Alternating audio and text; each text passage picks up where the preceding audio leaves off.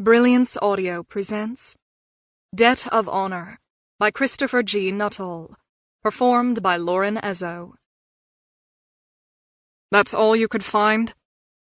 The two officers winced in unison, as if they expected to be marched to the airlock and unceremoniously thrown into space for failing to accomplish the impossible. Once, Admiral Zaskar acknowledged ruefully, they might have been right.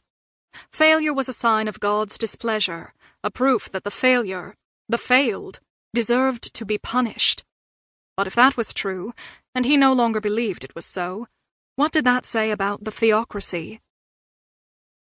He studied the manifest on the datapad for a long moment, trying to hold back a tidal wave of depression.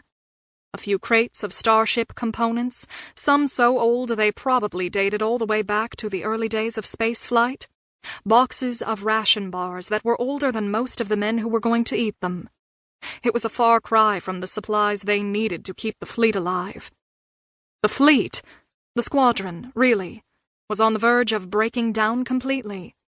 In truth, he'd started to lose faith in his ability to keep his ships and men together long enough for the enemy to give up the pursuit. And the asteroid base? He looked up at the officers. Were there any people who might be interested in joining us? No, Admiral, the older officer said. They refused our offers. And we can't make them a little more compulsory, Zaskar told himself. We'd be betrayed within the week. He cursed his former masters under his breath. His crew was composed of the ignorant and the fanatics.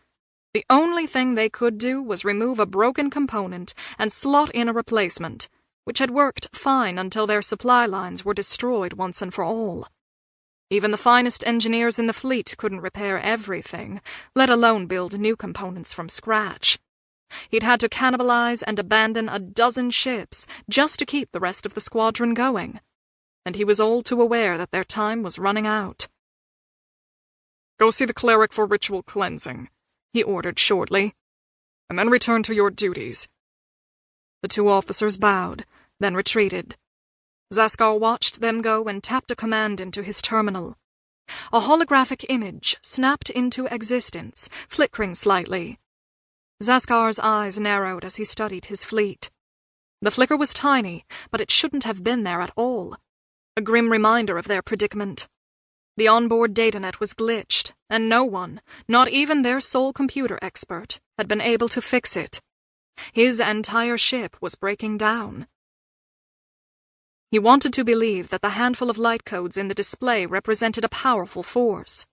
4 super dreadnoughts, 9 cruisers, 12 destroyers, and a pair of courier boats. On paper, it was a powerful force.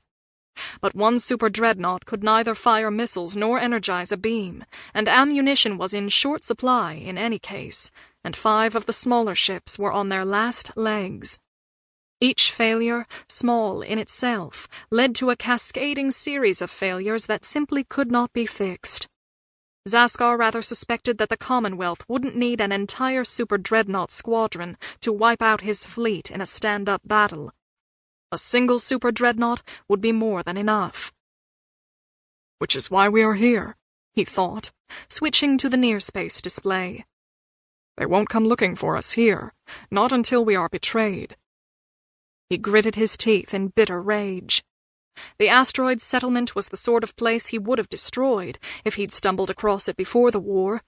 Smugglers weren't allowed to operate within the Theocracy, which hadn't stopped a number of high-ranking personnel from trading safety and political cover for items that they simply couldn't obtain anywhere else. And now, he swore angrily. The smugglers might be their only hope, if they could find something to trade. But the squadron had very little to offer the scum of the galaxy. Except ships, he reminded himself. And we're not that desperate, are we? Zaskar tapped the console, shutting off the display. He didn't want to admit it, even to himself, but perhaps they were that desperate. His fleet was dying, and its crew was dying too. Discipline was steadily breaking down. Internal security had logged everything from fights to a handful of unpopular officers being murdered in their bunks, and he didn't dare try to crack down. His crewmen were too ignorant for now to realize just how bad things really were, but he knew it was only a matter of time. The squadron was well on its way to collapsing into irrelevance. The Commonwealth wouldn't have to lift a finger to destroy them. They'd do that for themselves.